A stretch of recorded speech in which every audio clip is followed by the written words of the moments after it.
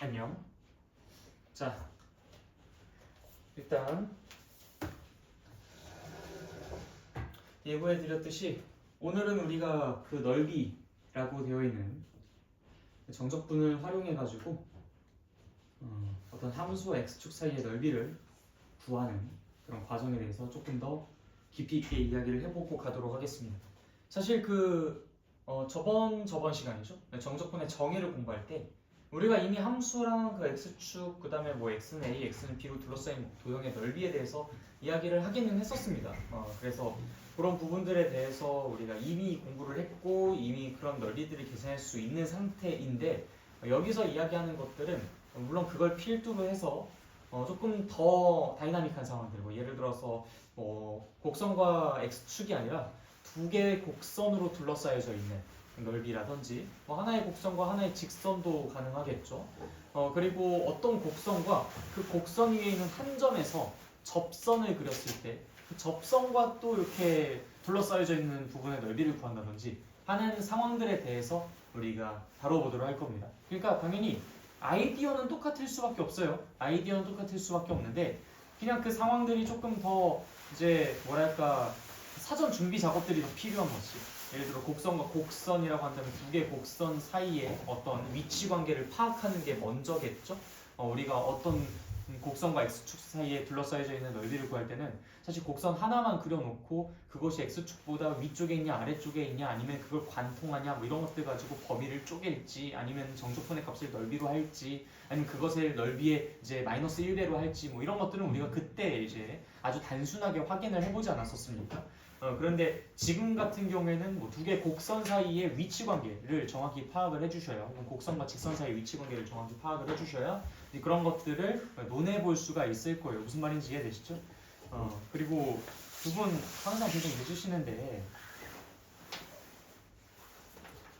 내가 말씀드리잖아요. 똑똑한 것보다 더 중요한 거는 성실함입니다. 좀 일찍 다니세요. 알겠어요?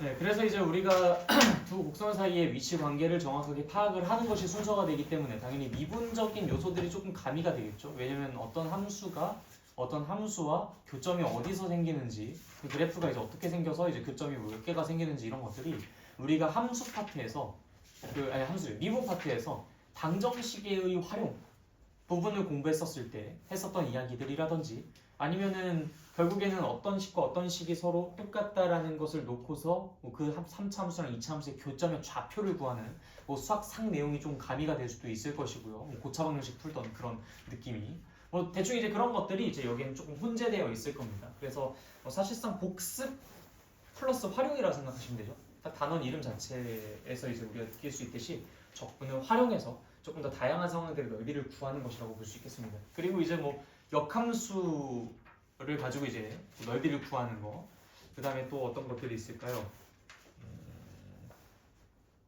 뭐가 있었지? 뭐 얘기하려고 기억해 놓은 게 있었는데 갑자기 까먹었다.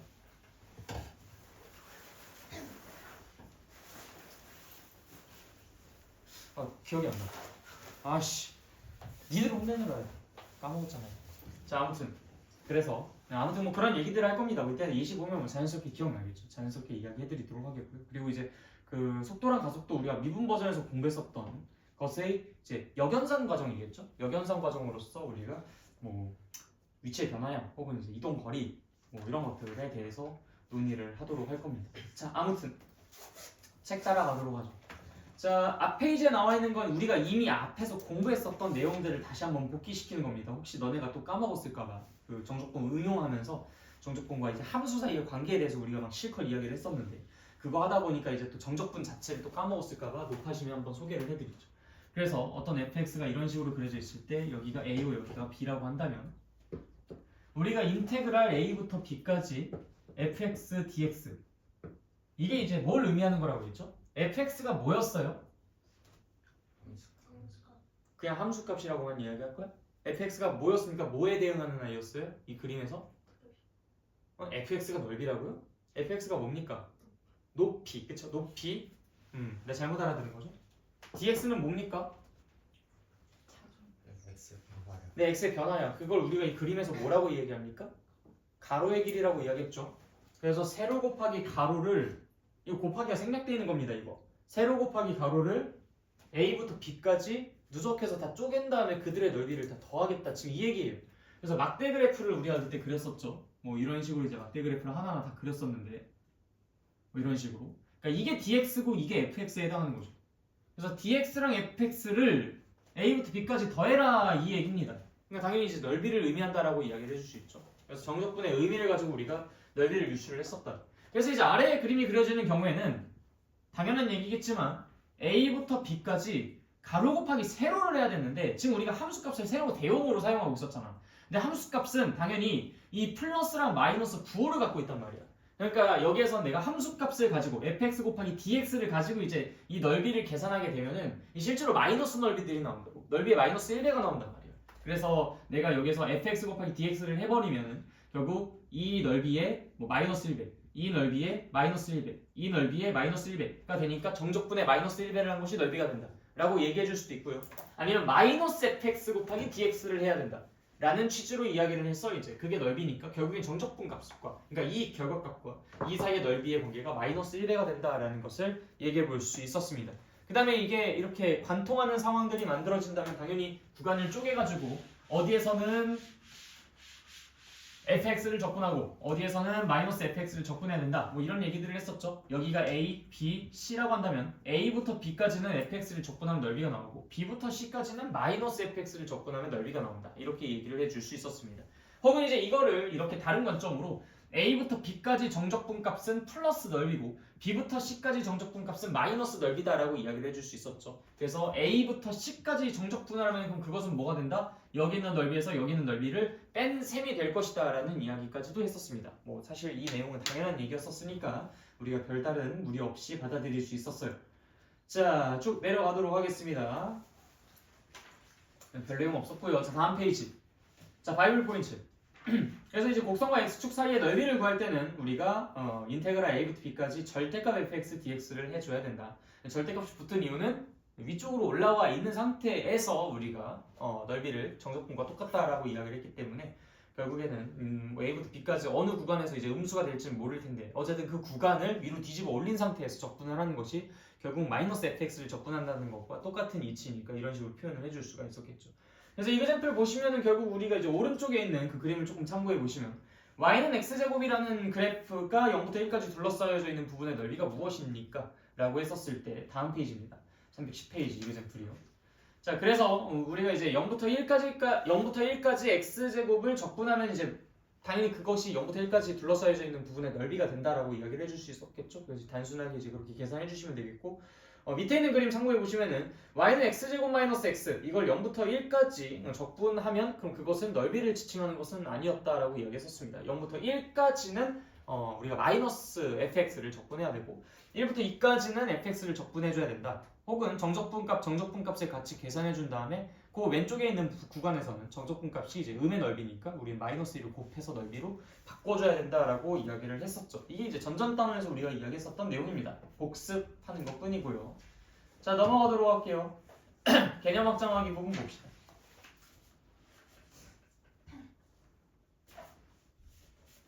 자, 여기 위에 있는 내용들은 다 필요 없어요. 그냥 쓱 무시하십시오. 네, 이거 샘플만 같이 한번 보도록 할게요. 자, 이건 여러분이 조금 집중해서 보셔야 됩니다. 네, 표기법만 잘 이해하시면 돼요. 우리가 y는 루트 x라는 그 함수가 존재하는데 그것을 그림을 그려보면 다 알죠? 그림 어떻게 그려지는지? 무리함수니까 여기 0,0에서부터 시작해가지고 이렇게 그림이 그려지는 지구겠지, 그치? 자, 그런데 얘가 이제 y축 및 직선 y는 3으로 자, y축은 당연히 이거겠고요. y는 3은 한 요 정도쯤 있을 겁니다. y는 3으로 둘러싸여져 있는 이 부분의 넓이를 구하고 싶다라고 하네. 그럼 이 넓이를 구하기 위해서 우리가 어찌 해야 되겠느냐? 정적분을 정확하게 공부한 사람이라면 사실 여기에서 이게 어려울 이유가 전혀 없습니다. 어떻게 식을 써주면 될까요? 어디서부터 어디까지 더할 것이다? 무엇 곱하기 무엇을. 우리는 오직 여기에만 집중하면 돼. 자, 어디서부터 어디까지 더할래요? 인테그랄. 여기가 0이고 여기가 3입니다. 당연히 0부터 3까지 적분을 할 겁니다. 무엇을요? 여기에서 지금 가로랑 세로가 무엇일지 생각해 보세요. 얘가 지금 가로가 되겠죠? 선생님 얘 새로운데요. 아이 이 돌렸을 때만. 우리 원래 그림으로 생각해봤을 때 우리 0부터 3까지를 이렇게 놨으니까 얘가 지금 이 x축에 위치하는 그러한 느낌으로 우리가 얘를 인식해줘야 될 거 아니야. 우리가 고개를 살짝 이렇게 돌려보자고. 그러니까 얘네가 이제 가로 취급을 받는 애들이겠죠? 당연히 여기 적분 변수가 뭐가 되는 거고? dx야 dy야. dy가 되겠죠? y 하나하나에 조금의 변화량이니까요. 그럼 당연히 요 세로는 우리가 뭐라고 써야 되겠습니까? 요게 뭐겠어요? 요게 이게 뭐야? 이게 하나하나 다 뭐겠어? x죠 x. x잖아요. 이 점 하나는 x좌표들 아닙니까 그게? 그렇죠? 그러니까 이제 이 식이 어색하지가 않은 거예요. 자 여기 밑에 얘 어떻게 써놔죠? 인테그랄 0부터 3까지 x 곱하기 dy. 근데 이게 이 정적분의 의미를 정확히 모르는 상태로 그냥 요거를 이렇게 딱 바라보면은 dy는 뭐고 x는 뭐야? 이런 생각이 든다고. 근데 그게 아니라 아니 내가 요거를 이렇게 잘게 쪼갠다면 그거 dy가 여기 곱해져 있는 거고 그 다음 그 점 하나하나에 무엇을 내가 그 높이로 취급을 하겠느냐고. 당연히 x좌표. 그렇기 때문에 여기다 x라고 쓰는 겁니다. 무슨 말인지 이해됐어요? 근데 이 x가 결국엔 이 식이 결국 이 식이랑 똑같은 거 아닙니까? y제곱이라는 걸로 바뀌어지는 거죠. 그래서 이제 인테그랄 0부터 3까지 y제곱 dy라고 표현이 가능하다는 겁니다. 무슨 말인지 이해됐어요? 그러니까 여러분들도 사실 이게 y는 fx잖아. 이것도 결국엔 x 잘게 쪼갠 다음에 뭐 여기 a랑 b라고 할까요? a부터 b까지 dx라는 것과 무엇을 곱한 셈인 거야? 이것도 사실? 그러니까 뭘 곱한 거야? y를 곱한 거야. 근데 그 y라는 것을 x에 대해서 적분하기 위해서 이 y를 x에 대한 식으로 바꾼 것 뿐이에요. 그래서 우리가 이 자리에 fx라고 쓴 거거든. 그러니까 지금 이 상황도 역시 마찬가지 아니겠느냐는 거야. 내가 이걸 0부터 3까지 잘게 쪼갰어. y라는 것을 잘게 쪼갰으니까 당연히 dy를 써야 될 거야. 그럼 여기에 이제 당연히 뭐가 써지겠어? 이 높이에 해당하는 거 x 좌표가 써지는 거. 그래서 x라고 쓴 거야. 근데 이 x가 y에 대한 식으로 바뀌어야 우리가 이걸 적분을 할 수 있을 거 아니야? 그래서 y에 대한 식으로 바꾼 것 뿐이에요. 별로 어려운 거 아니죠, 그쵸? 예.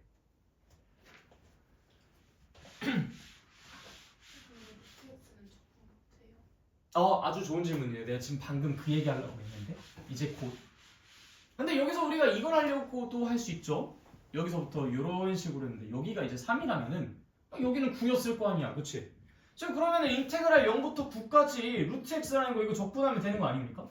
뭐 그렇게 어렵게 해요? 이렇게 해가지고 우리가 전체에서 3, 9, 27 아니야?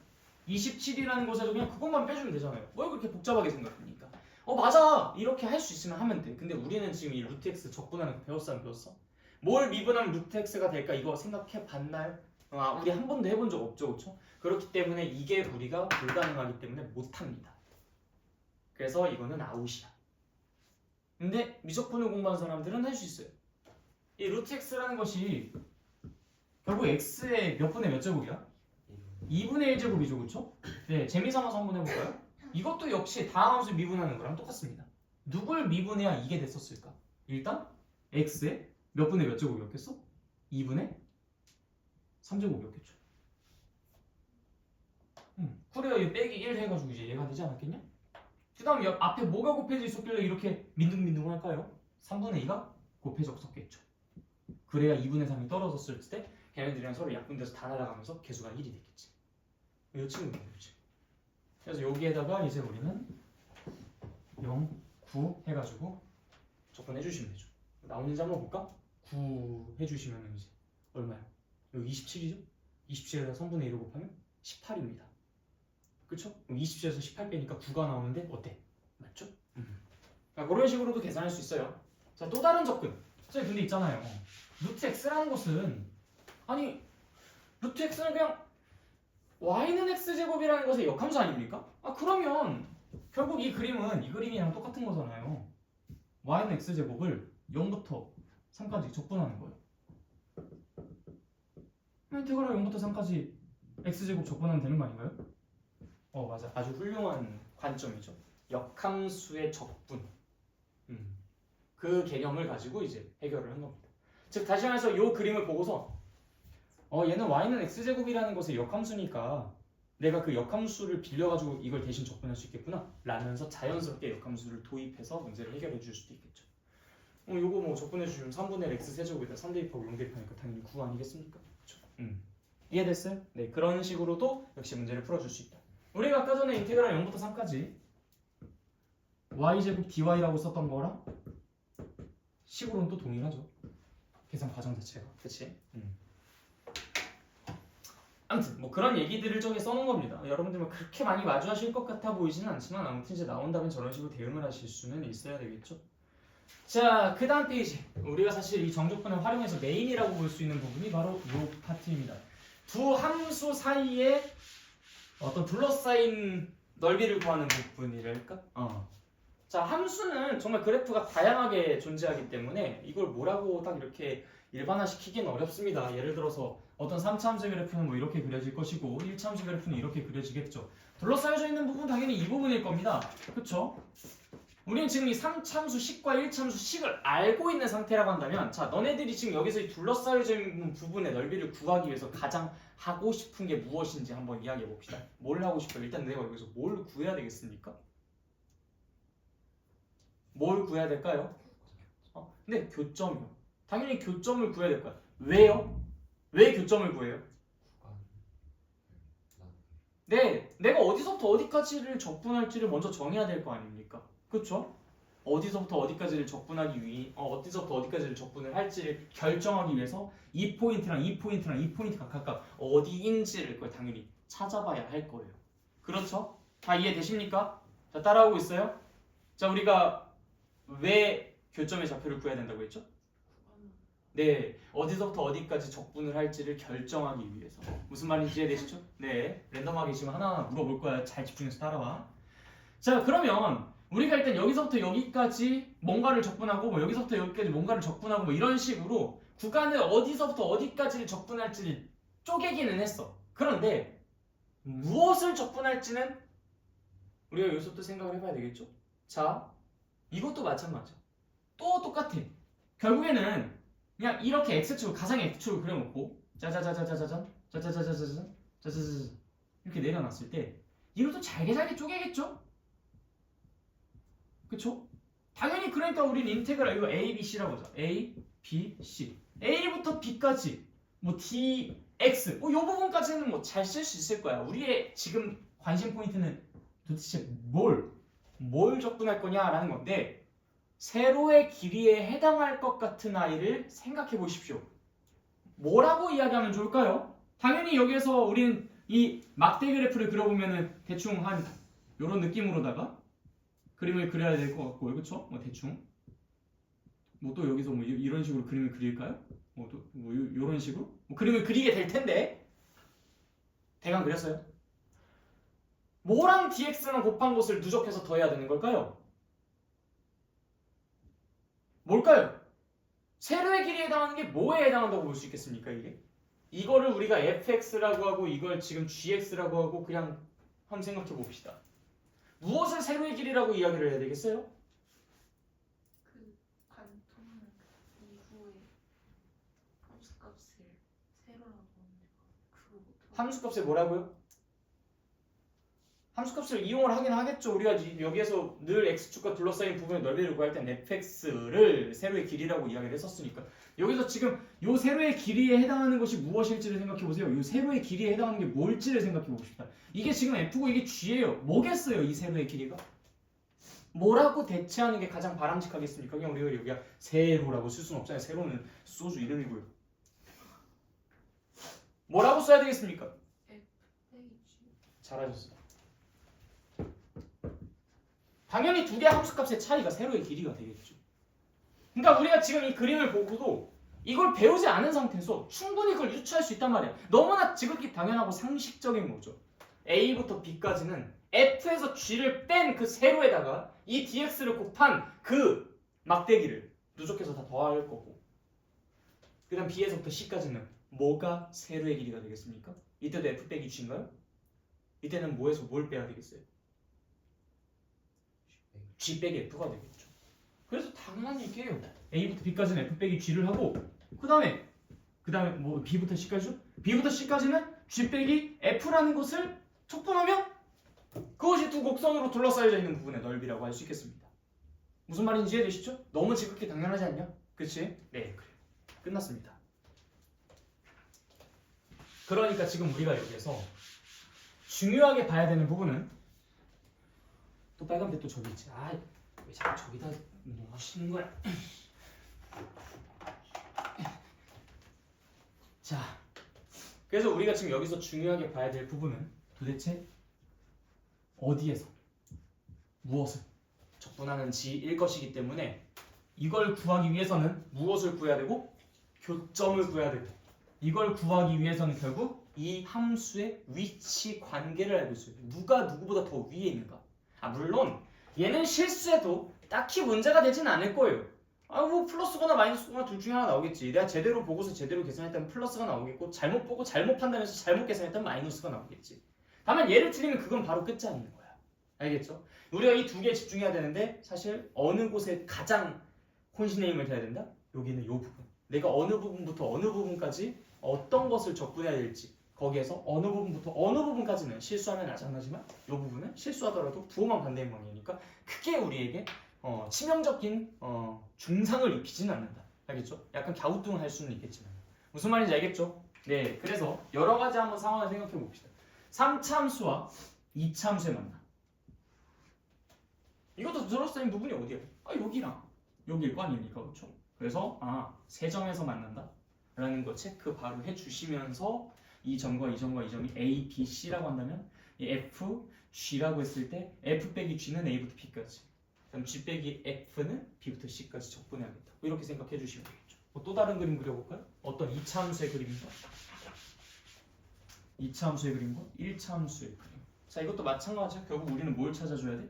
이 교점의 좌표를 찾아줘야 되는 거야. 이 교점의 좌표를 찾고 1차 함수에서 2차 함수를 뺀 거를 적분해 주시면 되는 거겠죠. 그쵸?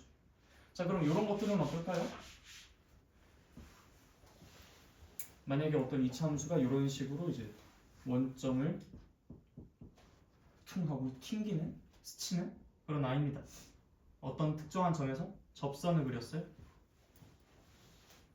이 접선과 y축, 그 다음에 x, 이 2차 함수가 서로 둘러싸여서 생긴 그런 넓이가 무엇입니까? 그러면 이 부분을 뜻하는 거겠죠, 그죠? 그럼 당연히 그건 어떻게 하면 돼? 여기서부터 여기까지 2차 함수에서 1차 함수를 뺀 걸 적분하면 됩니다. 그쵸? 그런데 여기서 이렇게 문제가 나올 수도 있어요. 2차 함수 접선 그다음에 x축으로 둘러싸여져 있는 부분의 넓이는 무엇입니까? 그러면 여기 있는 부분을 뜻하는 거겠죠? 그럼 이 부분을 조금 확대를 해볼게. 결국엔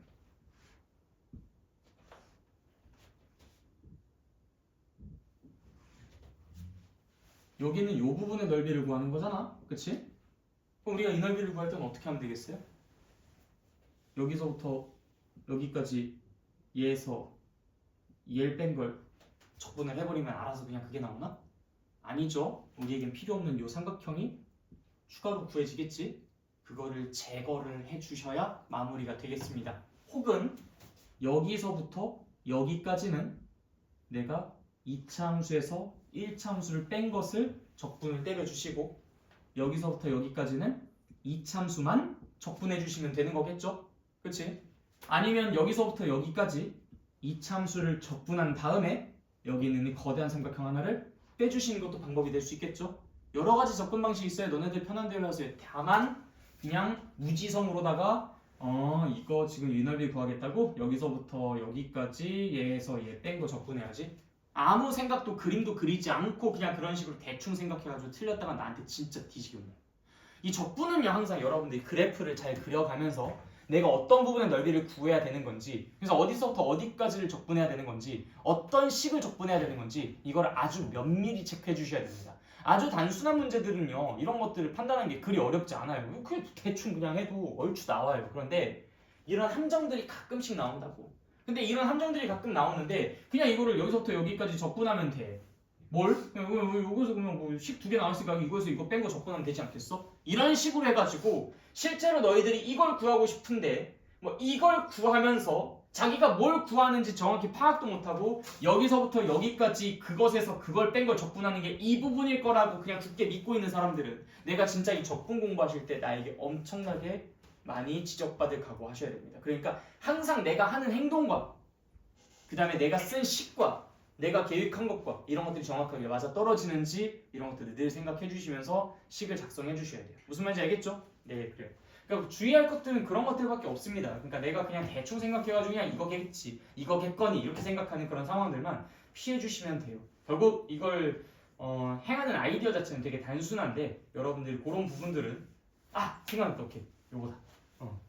역함수랑 둘러싸여져 있는 부분의 넓이. 네, 어쨌든 그래서 여러분들이 그런 것들을 이제 단순하게 생각하는 것이 아니라 조금 더 면밀하게 내가 하는 그 어떤 행동들을 정확하게 규정하면서 나아갈 수 있으셔야 된다라는 말씀을 다시 한번 좀 강조를 드립니다. 자, 개념학 정하게 볼게요.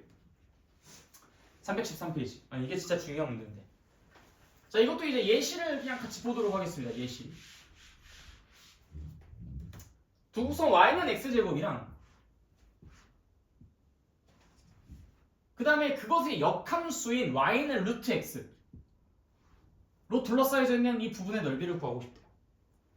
그럼 당연히 이것도 간단하죠? 식을 쓰는 것 자체는 되게 단순합니다. 이게 지금 y는 x제곱이고 이 친구는 이제 y는 루트 x니까 당연히 인테그랄. 야, 여기랑 여기 그 교점 찾아보면 다 알죠? 이 친구가 지금 얘랑 역함수랑 어디서 만나겠어요? 이제 몇 콤마 몇이겠냐 이거? 1,1이겠지, 그치? 그건 어떻게? 우리는 y는 x와 이 친구와의 교점만 찾아주면 되잖아, 그치? 결국에는 얘네들 교점이 전부 다 얘랑 y는 x 이 위에 존재할 테니까, 맞죠? 그래서 우리는 여기가 1,1이라는 걸 알아요. 자, 0부터 1까지 무엇에서? 루트 x에서 무엇을? x제곱을 뺀 걸 적분하면 됩니다. 끝. 그냥 이게 이 문제 답이야. 우리가 못해서 문제지. 우리가 이거 못하잖아. 못해서 문제지, 그치? 아무튼 식은 이렇게 써가지고 다 구하면 되잖아, 그치? 물론 아까 살짝 알려드리긴 했지만요. 그러면은 어떻게 이 둘러싸여져 있는 넓이를 구하나? 그때 사용하는 게 바로 이 방법입니다. y는 x라는 선을 한번 쭉 그려볼게요. 이렇게 그려지겠죠?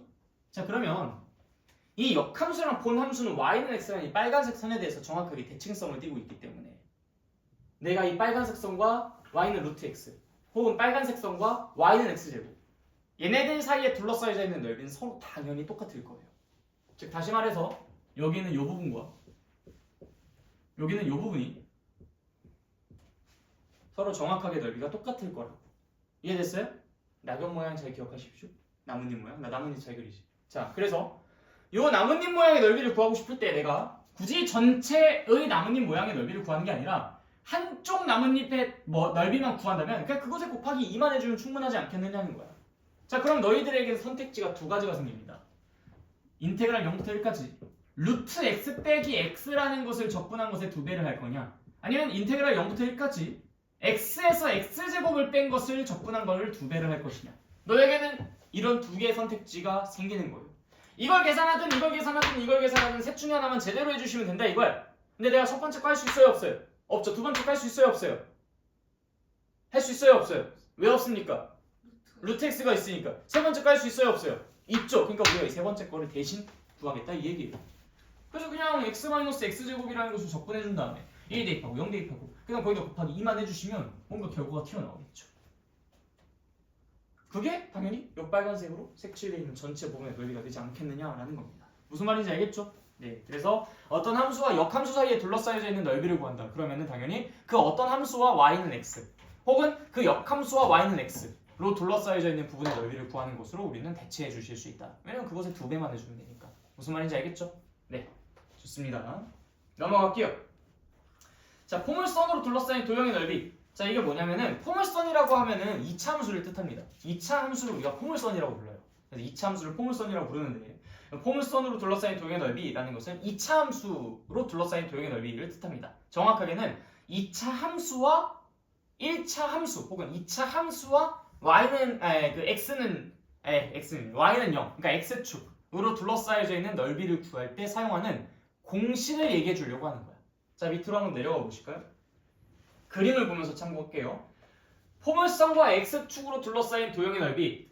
자, 이 지금 식이 y는 ax제곱 더하기 bx 더하기 c고요. 근이 알파는 베타라고 합니다. 자, 이때 최고창의 개수 a. 눈 근데 왜 자꾸 만지냐? 약간 화해요 눈이. 네가 자꾸 만지니까 더 화하지. 아니 눈 만지기 전부터. 이미 지금 부었어. 네가 계속 만지니까. 아까 처음 왔었을 때는 그나마 멀쩡했는데. 네. 왜 손을 비비고 있냐 이렇게. 가만히 냅두든지 아니면은 참든지 그러셔야지. 점점 부어. 보는 걸수록 판다 같아. 자, 그래서 우리가 지금 여기에서 이 공식을 보시면 6분의 절대값 a 하고 괄호하고 뭐 베타 마이너스 알파의 세제곱 이렇게 써져 있잖아. 이 a가 이제 최고창의 개수를 뜻해요. 최고창의 개수. 왜냐면 자 봐봐. b나 c는요 위치를 결정해주는 아이야. a는 폭을 결정해주는 아이고. 그러니까 a라는 것이 뭐 크면 클수록 뭔가 좀 이렇게 더 넓게 뭐 이런 식으로 이제 될 것이고, 뭐 작으면 작을수록 더 좁게 될 것이고, 뭐 이런 폭을 결정해 주는 거잖아요, 그렇죠? 뭐 방향도 결정해 주긴 하지만 어쨌든 그래서 이 A라는 것이 넓이의 관여가 될 것이고 B랑 C는 사실 넓이의 관여는 안 될 것 같다라는 생각이 드시죠? 그다음에 이제 베타 마이너스 알파, 당연히 그건 이제 이 사이의 간격을 뜻하는 거니까 이제 그거랑 관련이 있을 거라고 생각이 듭니다.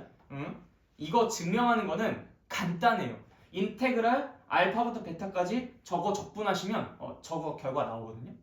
그러니까 그거를 구에 보고 난 다음에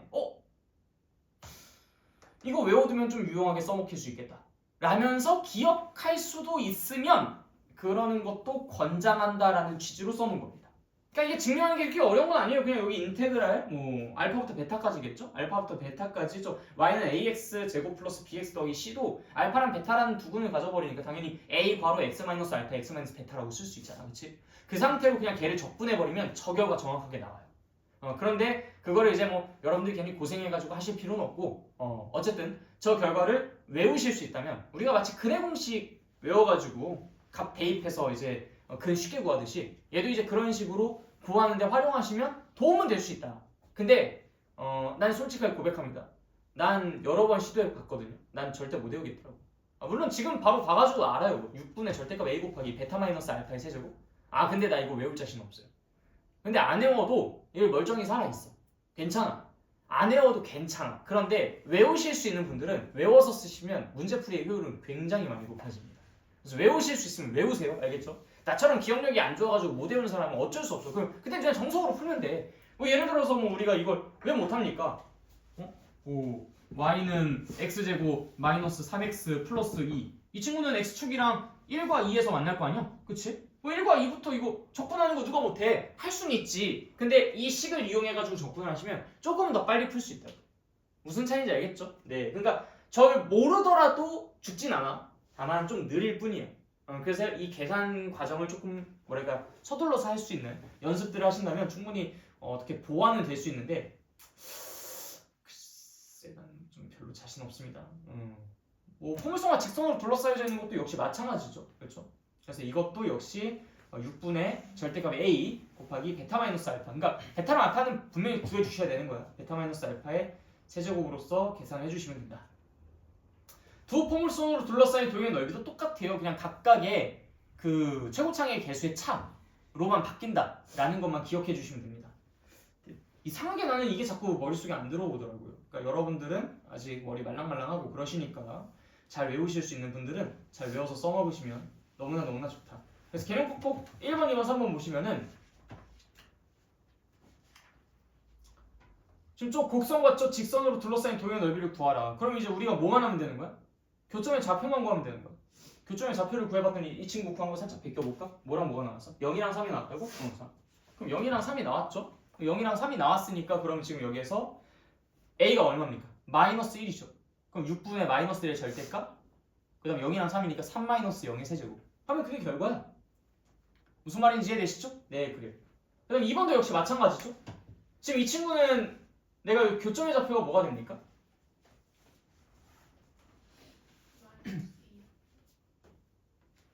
어디 나와있냐? 나 이거 왜 못 찾지? 마이너스 2랑 1이 나와있네요? 이 친구가 비꼈어요.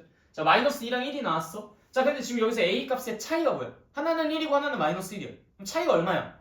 2잖아, 2. 6분의 2 곱하기 아까 뭐라고? 마이너스 2랑 1이라고? 마이너스 2 빼기 1. 그러니까 얘네들 사이의 차이를 뜻하는 거야. 그러니까 한마디로 3이죠? 3의 세제곱을 하면 돼. 그게 정답이야. 그러니까 외워서 문제를 풀 수 있으면 굉장히 쉬워져. 그러니까 외우지 못하는 분들은 다 얘처럼 일일이 다 얘는 적분하고 있죠. 이렇게 적분을 해주시면 되는 거지. 알겠지? 가능하면 외워라. 자, 그 다음에 뭐 예제 뭐 이런 것들은 여러분들이 한번 다 풀어보시고요. 다만 여기서 좀 중요한 것이 하나가 있는데 그거를 좀 같이 보고 싶네. 잠깐만요. 아 근데 이거 몇 개 좀 문제를 좀 같이 풀면서 좀 모범을 보여줘야 될 것 같기도 하고. 그러니까 예제 2번까지는 너네들이 스스로 할 수 있을 것 같은데 예제 3번부터는 좀 그래도 뭔가 모범이 필요할 것 같으니까 요거는 좀 같이 풀어보도록 합시다. 우리가 뭐 시간이 그렇게 촉박한 건 아니니까.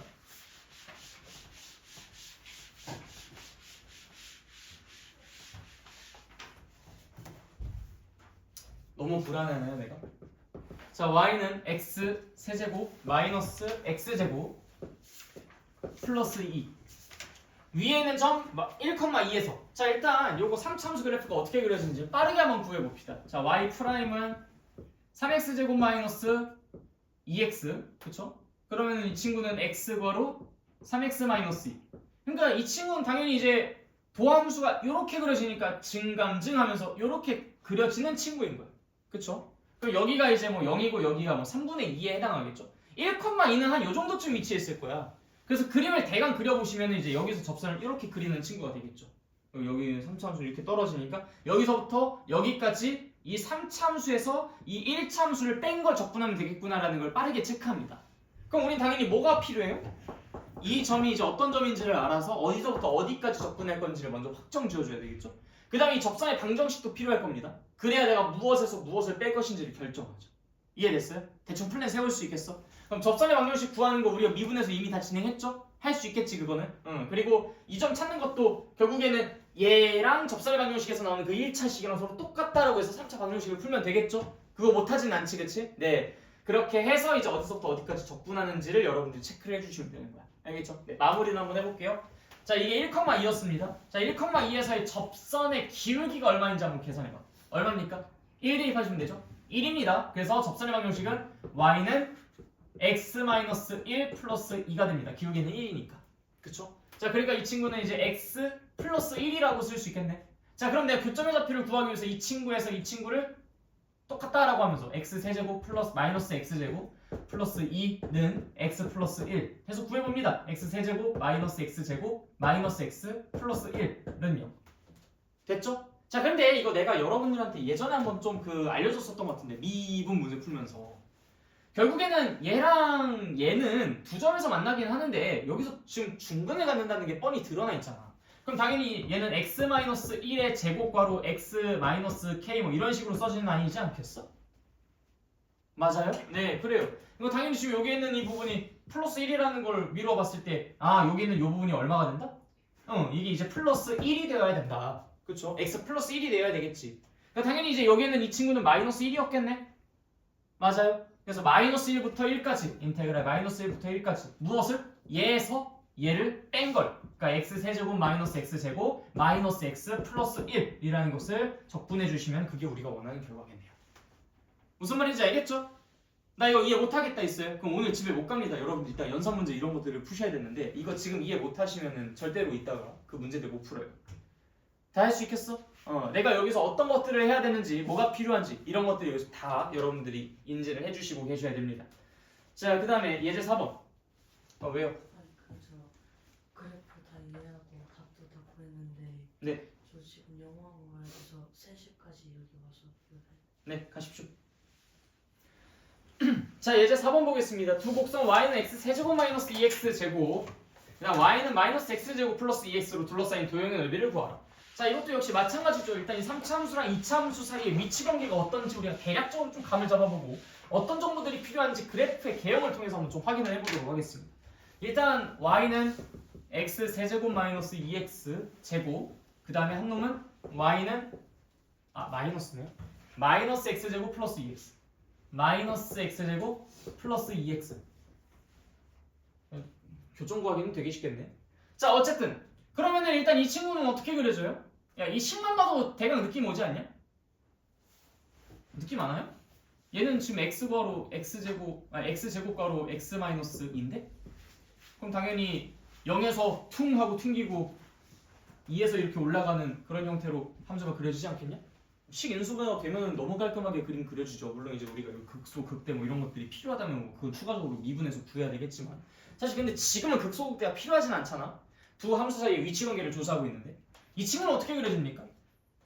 일단 마이너스 x 괄호 x 마이너스 2인 거니까 결국엔 이 친구랑 이 친구를 지나잖아. 근데 위로 볼록하게 그림이 그려지겠죠. 대강 이제 그림이 이렇게 그려질 겁니다. 이렇게. 그쵸? 자, 둘러싸여져 있는 부분이 어디예요? 어딥니까? 둘러싸여져 있는 부분이 어디예요? 왜 대답을 안 하고 손가락으로만 이러고 있어요? 둘러싸여져 있는 부분이 어딥니까? 어딥니까? 어디예요? 어딥니까? 어딥니까? 어딥니까? 0부터 하고 왼쪽에 조금 오케이. 그걸 얘기하셔야 됩니다. 여러분들 생각해봐요. 지금 이거 3차 함수랑 이거 2차 함수잖아요. 그럼 이거 3차 방정식 나오지 않겠습니까? 근데 실근이 두 개만 존재한다고? 여기서 튕기는 것도 아닌데? 서로가 지금 관통을 하고 있는데 여기서 실근 두 개 존재하고 나머지 하나는 허근입니까? 말이 안 되잖아요. 그러니까 그림을 대강 요것만 이렇게 그리시면 여러분들 나중에 이거 2차 함수에서 3차 함수 뺀 걸 0부터 2까지 적분해가지고 틀려버립니다. 이런 것들 조심하세요. 그러니까 너네가 지금 여기에서 그림 대강 이렇게 그려 물론 이따가 뭐 근 구하는 과정에서 근이 하나 더 나오네 하면서 다시 보완해 줄 수는 있겠지만 2차 함수는 3차 함수보다 기본적으로 어때요? 3차 함수는 진짜 가파르게 떨어지고 2차 함수는 되게 완만하게 떨어진다고. 이런 식으로 언젠가 이 근처에서 만날 것이다라는 것은 예상은 하고 있어야 돼. 근데 그런 것까지는 못하더라도 3차랑 2차랑 이게 지금 3차 방정식인데 교점 이렇게 0이랑 두 개만 생길 수 있나?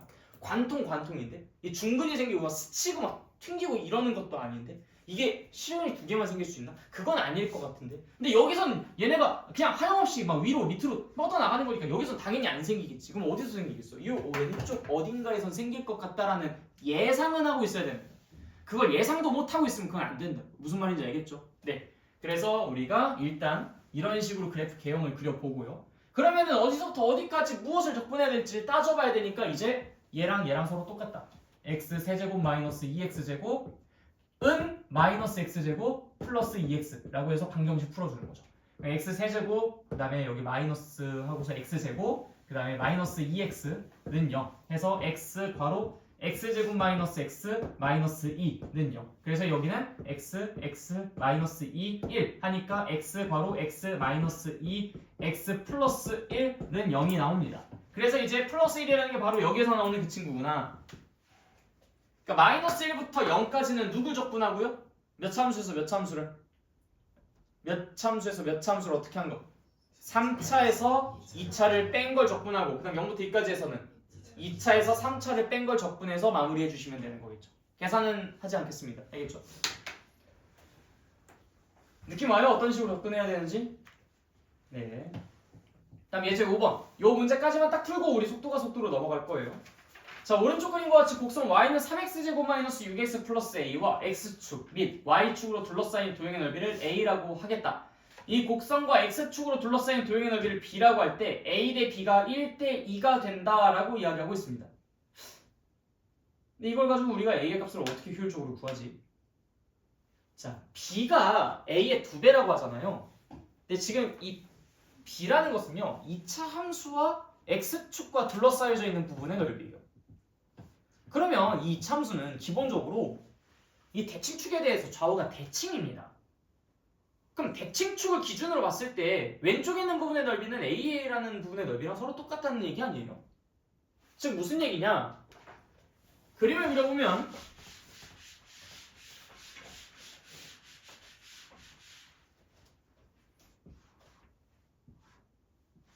여기가 A잖아요? 여기는 B인데요. 이 B를 대칭축으로 쫙 하고 잘라봐. 그럼 여기는 이제 B의 절반일 거 아닙니까? 여기도 역시 B의 절반이고요. 그렇다는 얘기는 결국 여기가 뭐랑? A랑 똑같고 역시 여기도 A랑 똑같다는 얘기 아닙니까? 맞아요? 그럼 여기 0에서부터 여기까지 요 이차함수를 적분한 것은 플러스 A에 마이너스 A가 더해지는 셈이 될 테니까 정적분 값이 얼마가 나오겠습니까? 0이 나오는 거겠죠? 그쵸? 그 아이디어를 이용하시면 A 값 구할 수 있겠다. 인테그랄 내가 축은 알죠? 축 얼마입니까? 1이죠, 그쵸? 그래서 0부터 1까지 3x 제곱 마이너스 6x 플러스 a라는 것을 x에 대해서 적분하면 그것은 얼마다? 0이다라는 걸 이용해서 a의 값을 구할 수 있겠다. 여기서 이용되는 아이디어는 얘가 얘 2배야? 그럼 어차피 너희 대칭축에 의해서 반 나뉘니까 여기서부터 그 대칭축까지 정적분 결과가 0이다라는 사실을 이용해야겠다. 라는 우리가 실제로 이러한 유형의 문제들을 제법 많이 마주하니까 이건 처음에 생각하기가 좀 쉽지 않아서 내가 좀 미리 도와드렸던 부분입니다. 그래서 잘 알아두시고요. 그 바탕으로 여러분들 좀 이따가 관련된 문제들 나오면 풀어주시면 되겠어요. 자, 일단 여기까지 이해 안 되는 부분 있습니까? 없어요? 다 됐어요? 오케이. 그럼 우리 속도랑 거리 다음 단원으로 넘어가서 공부해 보도록 합시다.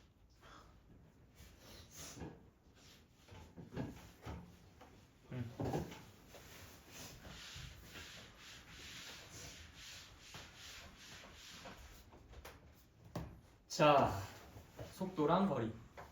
우리가 위치를 나타내는 건 보통 XT라고 썼어요. 그다음 속도를 나타내는 건 VT라고 썼습니다.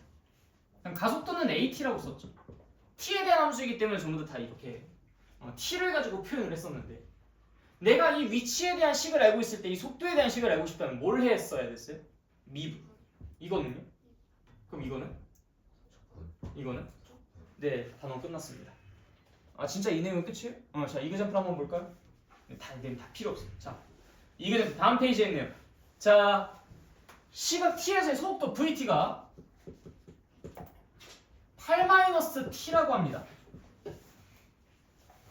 이때 시각 T에서의 전피의 위치를 물어보고 있어요. 위치를 물어보고 있습니다. 위치.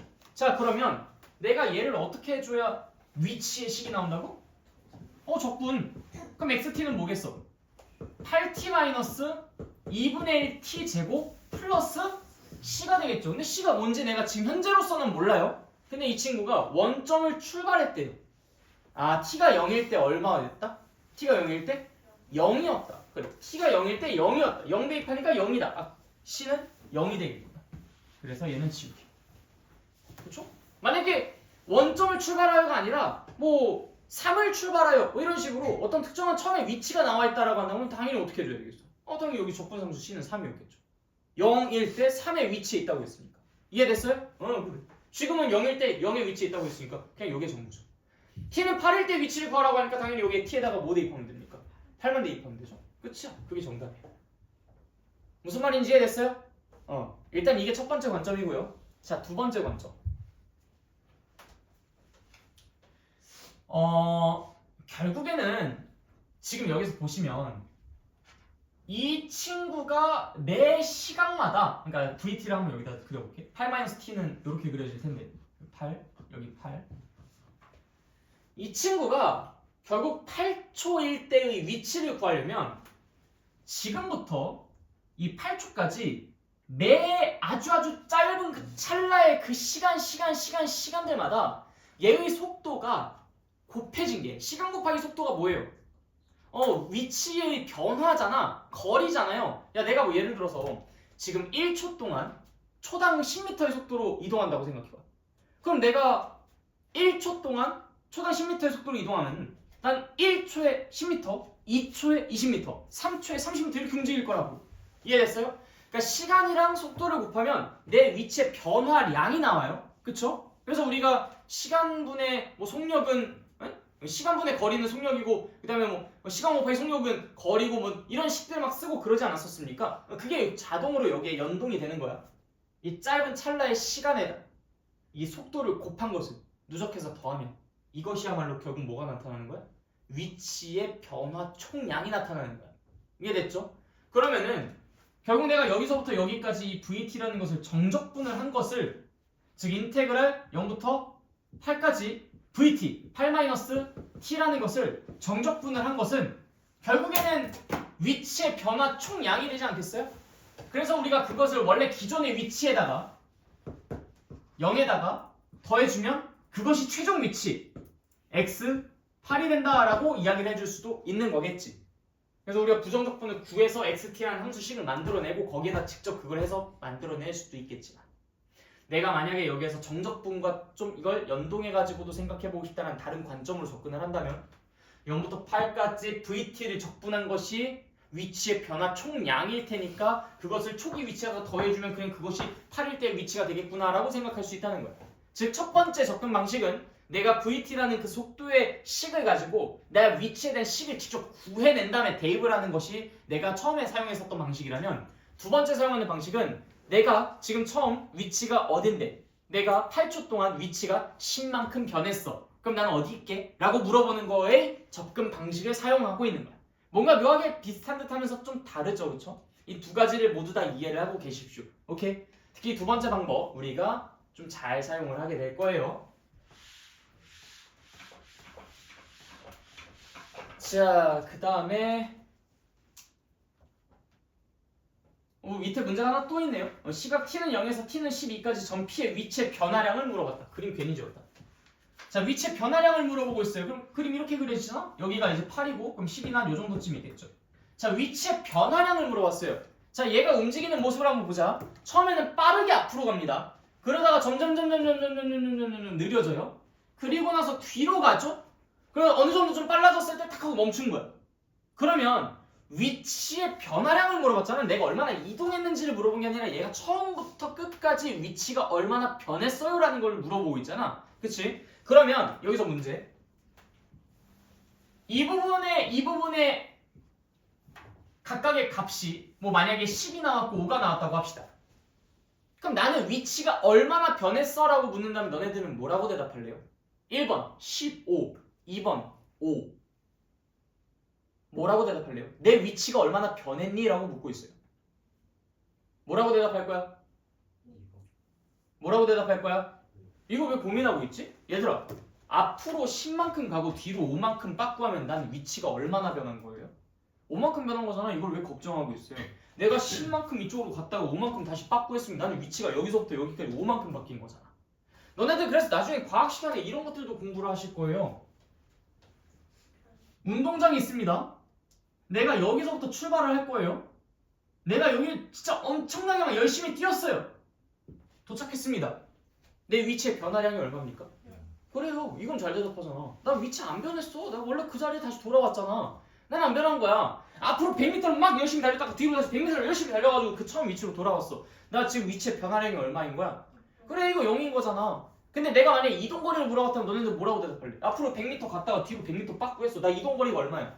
그래, 200m라고 이야기할 거잖아. 내가 얼마나 이동했는지를 물어봤으니까 그때는 200이라고 얘기할 거 아닙니까? 그쵸? 내가 위치가 얼마나 변했냐라고 물어본다면 진짜 말 그대로 내 처음 위치랑 마지막 위치 두 개만 보고 비교하면 되는 거고, 내가 이동거리가 어땠냐라고 한다면 나의 이동한 그 과정들을 보고 이야기하는 거잖아. 이해됐죠? 그러니까 지금 여기서 앞으로 10만큼 가고 뒤로 5만큼 갔어? 그럼 당연히 이동거리는 얼마겠어?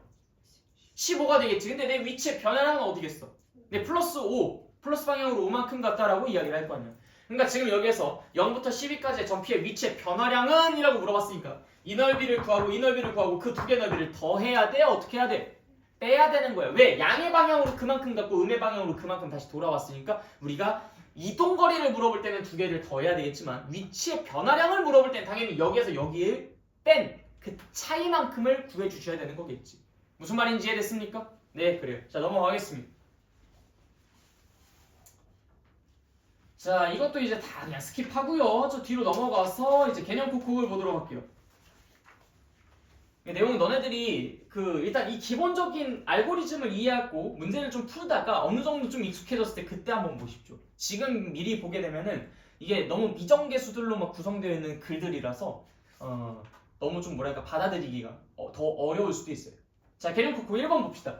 원점을 출발해 수직선 위로 움직이는 점 P의 시각 T에서의 속도가 VT는 2T-4라고 합니다. 그럼 이거 우리가 두 가지의 접근 방식으로 한번 해볼까요? 일단 XT를 한번 구해볼게. 그럼 어떻게 구합니까?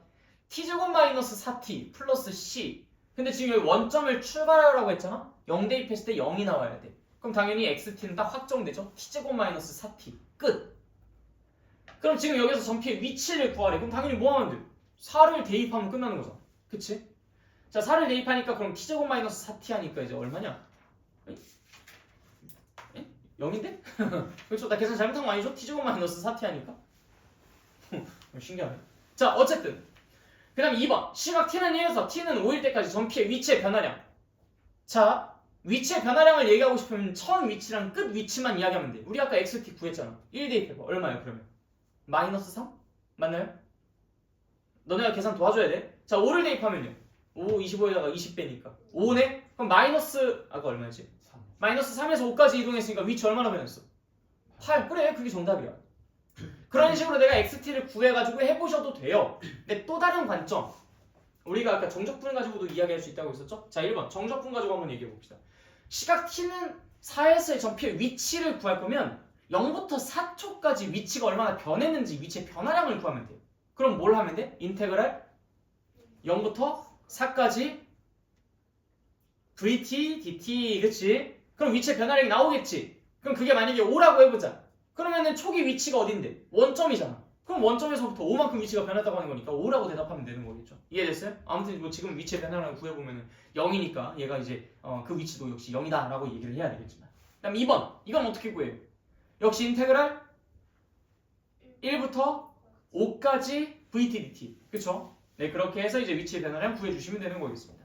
이해됐습니까? 자 그런데 아니 xt 구하는 게 이렇게 좀 쉽고 간단한 것 같은데 뭐하러 두 번째 방법을 이렇게 공부하라고 이렇게 두 가지를 같이 맨날 사용해서 문제를 풀고 있을까? 라고 궁금하시죠 그쵸? 너네가 만약에 식이 정확하게 vt가 주어져 있는 상태라면 xt 구할 수 있겠어 없겠어?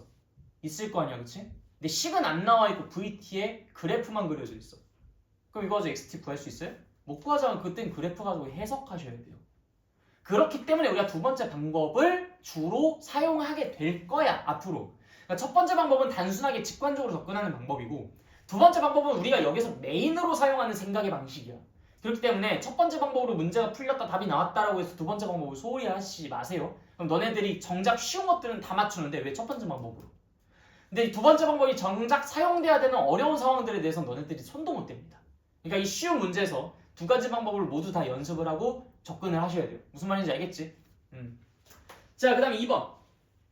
원점을 출발해 수직선 위로 움직이는 점 P의 시각 T에서의 속도 VT를 나타내는 그래프가 오른쪽 그린 것 같다.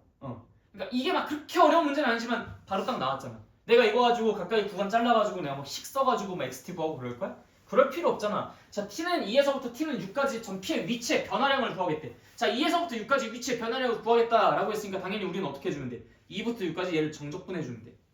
근데 얘는 지금 플러스 양의 부분 넓이랑 마이너스 음의 부분 넓이랑 서로 어때요 지금? 같잖아. 그럼 얘는 0인 거지. 그래프 가지고 바로 이렇게 해석이 가능하죠.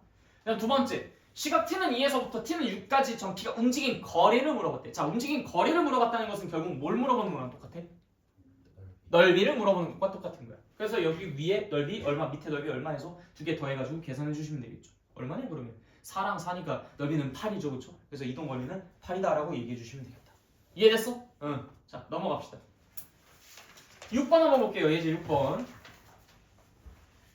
자, 이거 VT 그래프다. VT 그래프. 자, 다시 묻는다. VT 그래프. 대답 잘하세요.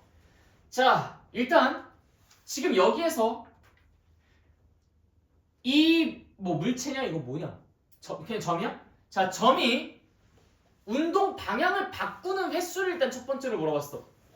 자, 운동 방향 몇 번 바꾸나요? 어디서 바꾸나요?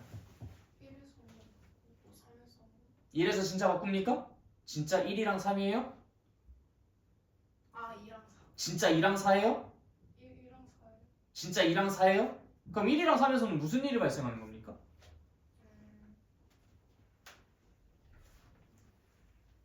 그냥 그때 이 움직임을 너가 이 그래프를 보고 정확하게 해석할 수 있어야 돼요.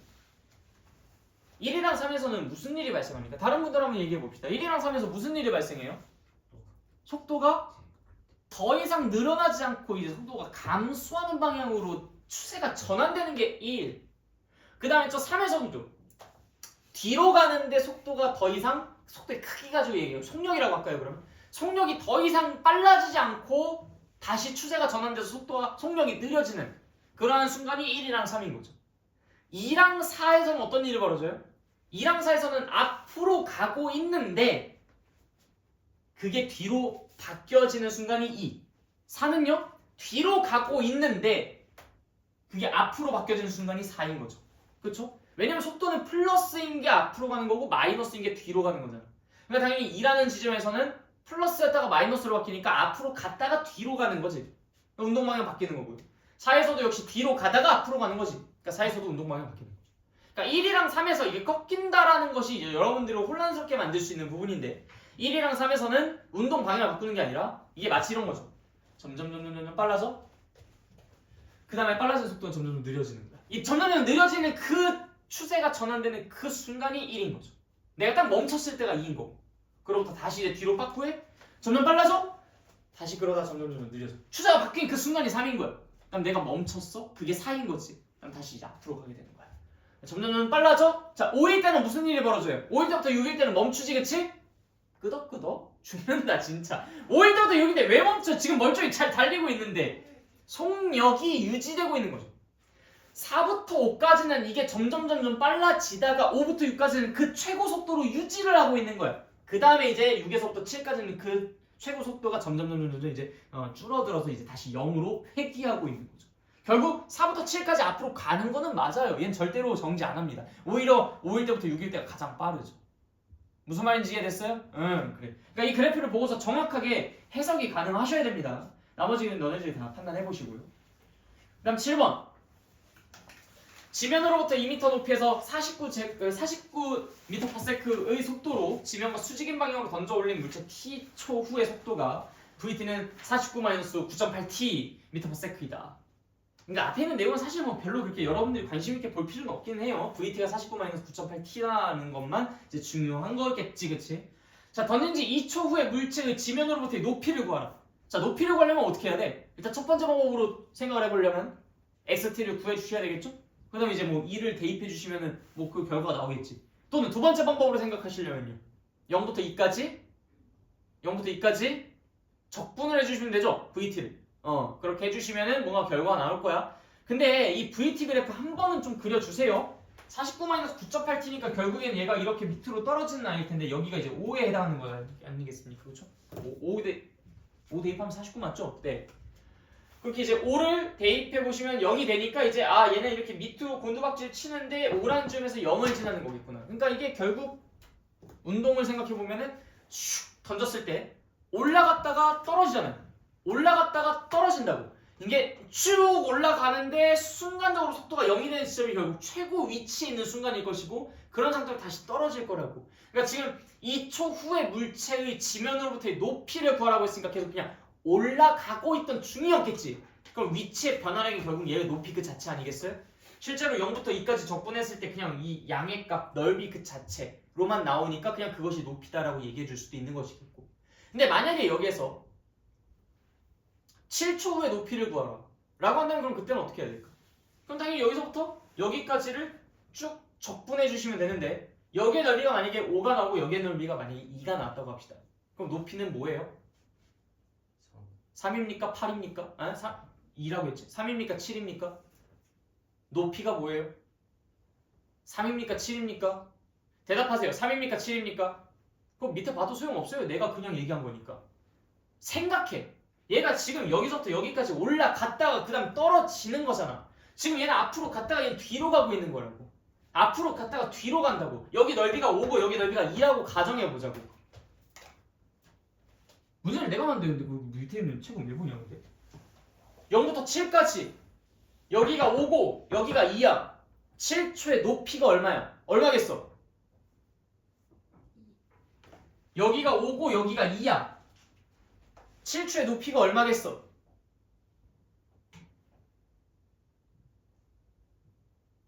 얘 움직임이 상상이 안 가시나요?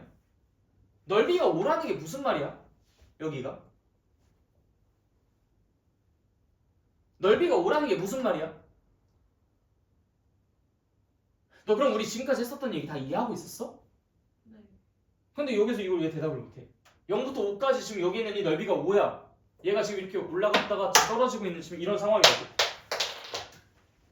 올라갈 때 5고 내려갈 때 7하는 게 아니에요.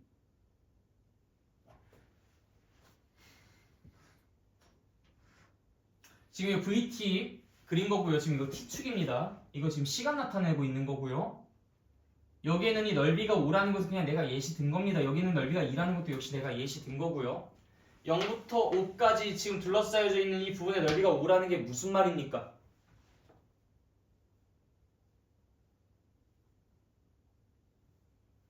올라가.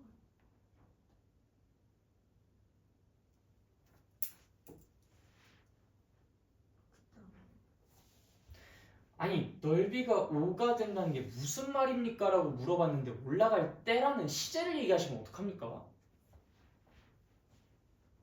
내가 when을 물어봤어요. when? 올라갈 때 높이가 5 아니에요?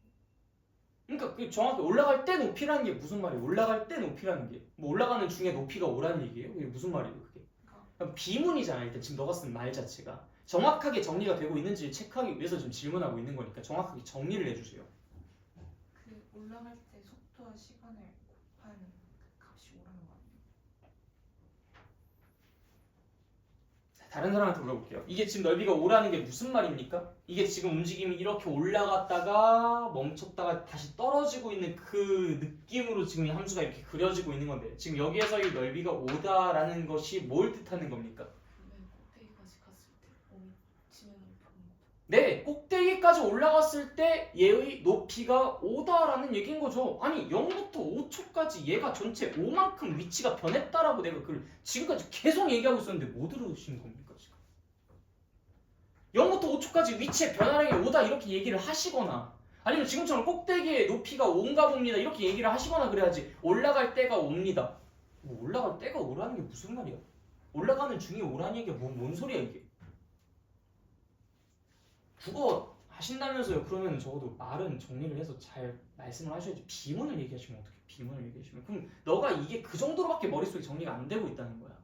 최고 높이가 5라는 것인지 위치의 변화량이 5라는 것인지 그런 것들을 제대로 인지 못하고 그냥 이거는 그냥 플러스 했으니까 그냥 올라가는 중 5라는 거니까 그냥 올라가는 중은 5 뭔 소리야 이게 지금.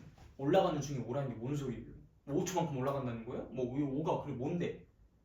뭐 높이나 거리나 이런 얘기들도 한마디도 없잖아요. 그러니까 너가 정확하게 이해를 했다라고 내가 생각할 수 있겠느냐고. 그리고 나서 여기에는 이 넓이가 2라는 게 무슨 말입니까? 그럼 지금 여기서 이거 설명 들었으니까 이거 대답하실 수 있겠죠. 꼭대기에서 아래로 내려갈 때까지 높이가 2예요. 높이가 2하고 뭐? 높이가 2라고요 그러면? 지금 7초에서 높이가 2란 얘기입니까? 아니 높이는 너 위치의 변화량이라는 말이 무슨 말인지 혹시 모르세요? 위치가 움직이는 그러니까 위치의 변화량이라는 말이 무슨 말이겠습니까? 변화한 양이요. 그럼 너가 지금 여기 그걸 생각해봐. 네 지금 여기 5초에서의 위치가 얼마라 생각합니까? 높이가? 5초에서의 높이가 얼마예요? 7 아니 가장 높을 그러니까 그 높이가 얼마냐고요. 그거 가지고 이 해석 안 돼요. 지금 이 그래프를 가지고 해석이 안 돼요. 5초일 때 높이가 얼마입니까? 7 이유 얘기해봐 그러면. 여기서 가장 꼭대기에 높이 7 높이가 왜 7인데요? 변화요. 그러니까 변화량이 왜 7인데? 뭘 보고 7이라고 한 겁니까?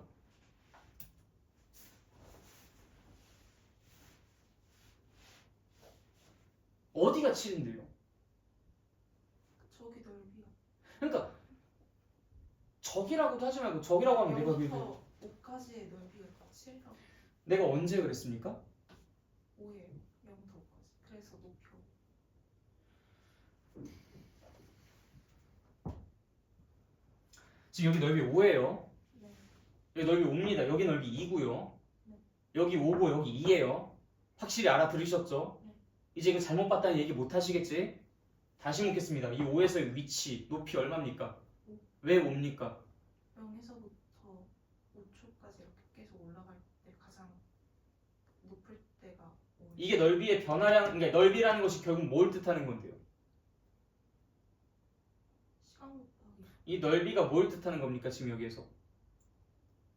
가장 최고 높이 점까지 근본적으로 이게 뭐이기 때문에 최고 지점에서의 높이다라고 이야기하잖아. 이게 지금 뭐라고 우리 지금 내내 여기서 떠들고 있지 않았습니까? 여기서부터 여기까지 지금 이게 둘러싸여져 있는 이 부분은 뭐다. 여기서 여기까지 둘러싸여져 있는 이 부분은 뭐다라는 얘기 계속 하고 있었잖아요. 뭐예요? 6글자짜리. 위치 변화. 그래 위치의 변화량. 위치의 변화량이 5니까 최고 지점에서의 높이가 5인 거예요. 자 다시 여기에서 이 넓이가 뭐라고요? 그게 뭐라고요? 의미가? 위치 변화. 위치의 변화량. 자 그럼 해독하십시오. 지금 여기서 지금 이 그래프를 가지고 우리가 이걸 어떻게 이해해야 되는지. 7초에서의 위치, 7초에서의 높이 얼마입니까?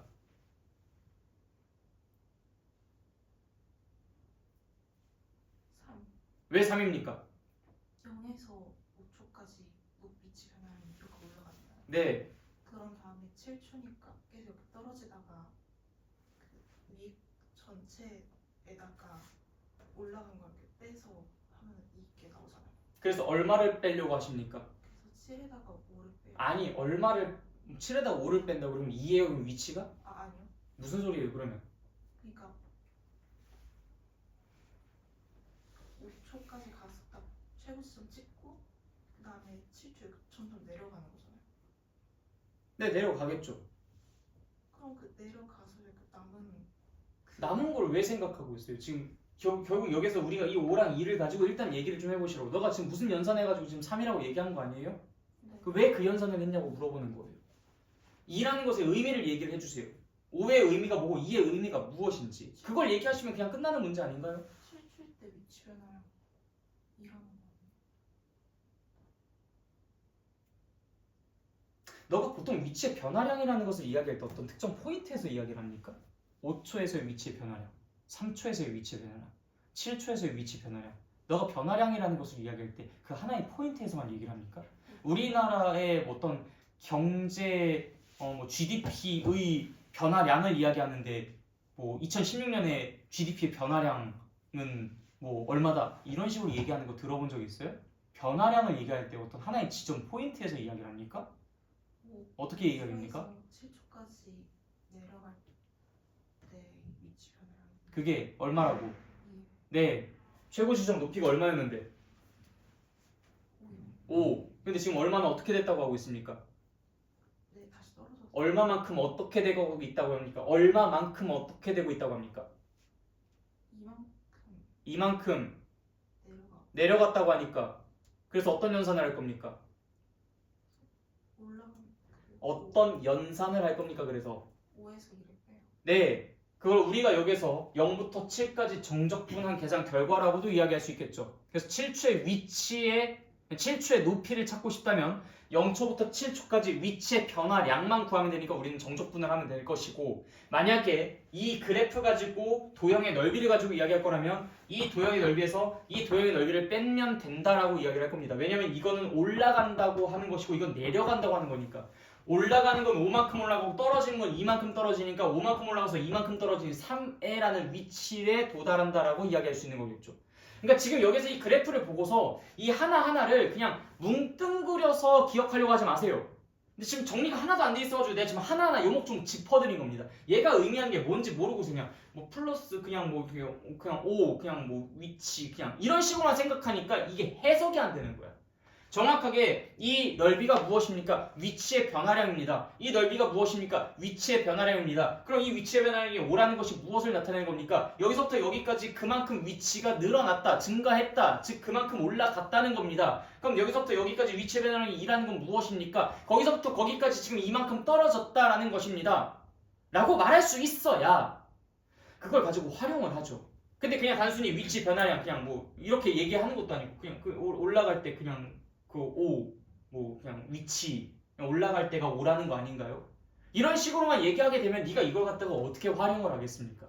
그러니까 여러분들이 이런 것들 공부하실 때도요, 막연하게 이걸 그냥 받아들이는 것이 아니라 정확하게 지금 얘네들의 의미가 무엇이며 왜 그런 의미를 가질 수밖에 없는 것인지, 그래서 이것이 왜 높이를 뜻하는데 왜 높이를 이제 구하는데 사용이 될 수 있는지 이런 것들을 정확하게 이해를 하고 있어야 돼. 그래야지만 이걸 우리가 이 쉬운 문제에서도 이렇게 지금 머뭇머뭇거리고 주저주저 한다면 어떻게 어려운 문제에 대응을 할 수 있겠습니까? 쉬운 문제조차도 우리가 이런 것들을 어려워하고 있다면 어려운 문제는 아예 해석 자체가 안 되고 뭔 소리 하는지 못 알아듣습니다.